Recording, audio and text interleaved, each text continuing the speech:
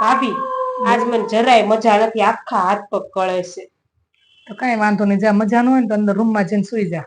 હા ભાભી. 1 મિનિટ કાજલ. હા ભાભી. ઓલા ફ્રીજમાં વટાણા પડ્યા છે ને એ પેલા ફોલી નાખ, પછી આરામ કરજે. હા ભાભી.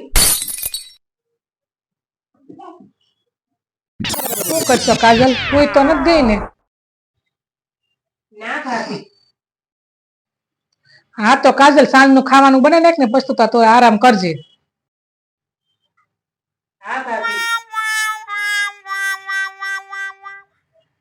હાશો બધી રસોઈ બની ગઈ, હાલો હું આરામ કરવા જાઉં. કાજલ આપણે પેલા જમી લઈ, પછી બધાય વાસણ તું ઉટકીને પછી આરામ કરજે. એમ કરો ભાભી, મારા ભાગનો આરામ તમે જ કરો, મારે આરામ જ નથી કરવો.